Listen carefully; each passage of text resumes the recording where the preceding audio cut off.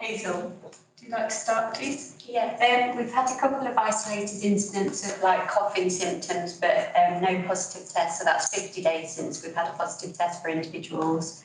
I've also had a look at the criteria for the vaccination in the autumn for individuals.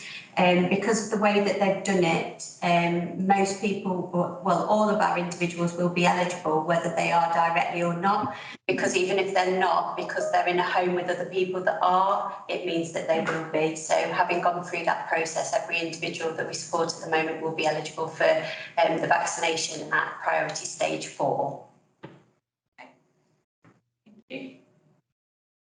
Colleagues? Yeah, we've got 6 people who are positive tested. It looks like the last one was 3 days ago. And short-term absence, we've had 2, and long-term absence in total is 22. 10 of those are maternity leave, and 12 are long-term sick. If those 6, they're spread across. They are evenly spread. Yeah, they're evenly spread across different locations. Yeah. Thank you. Steve, testing? Yes, good morning everyone. In the last rolling 7 days, we've had 615 tests completed for our colleagues and individuals. And we will also be working with colleagues around their vaccinations as soon as the... Yeah. I think, Steve, you were saying the national booking system is going to go. Yeah, and last week when I saw there was a link to the national booking system, if that changes, then we'll be able to update colleagues. We are meeting, set up a meeting with marketing as well to look at how we're going to communicate out to colleagues and promote it internally to our colleagues over the next few weeks. Thank you. Resourcing absences have been backfills for today, and then just planning attributes across the next couple of days. But intersources have been a massive support again across all our homes. So thank you. That's good. Really good. Thank you. Anything else for today? I think that just picking up on vaccinations, which is going to become the big one going forward now. Can I just ask, do we know any of the individuals that have had COVID, that have had vaccinations, that have had a negative response? To the vaccination, no.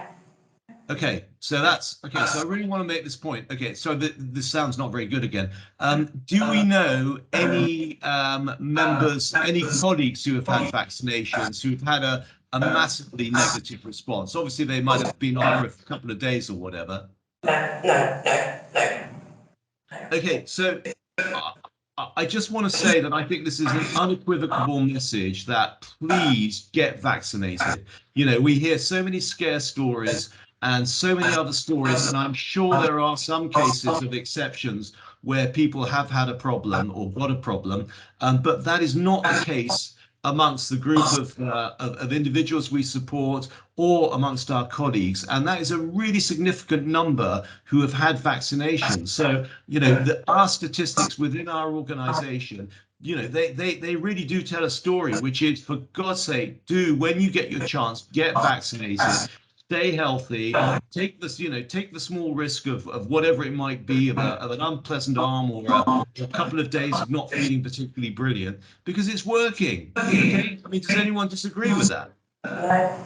Not at all. I think maybe for our next meeting, we'll have a look just how many vaccinations we've got recorded on our system, because I think that would be quite a powerful number. But I think, as you say, everything in life, there's tiny risks, but overall the benefit is massive, and that's what we need to focus on. Yeah, I think Joe, that would be really good if you could get if we could get the statistics. How many individuals have had a shot? How many have had 4 shots or whatever it actually is? How many colleagues have been vaccinated, and how many of those have had 2 or 3 or whatever number of shots? By the way, the sound thing's not working. It's not solved yet, the problem. Okay, well, pass that on. Thank you.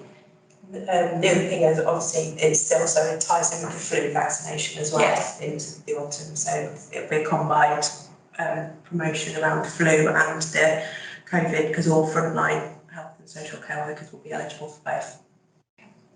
I'm going to be, as soon as I'm eligible for a vaccination, I'm going to have one, I tell you, because it's just been amazing. You know, I might have, maybe I caught it at some stage. I've had bad cold once not so long ago, but if that's what it was, then, you know, certainly, you know, who knows? But all I'm saying is we really, really need to get this message across, yeah, about vaccinations. I think it's just worth mentioning as well that when if we do have any outbreaks, then we are still being, as much as the vaccination is not mandatory, we are still being challenged by sort of like the health protection team and everybody to and ask for that information if we've got that confirmation or not.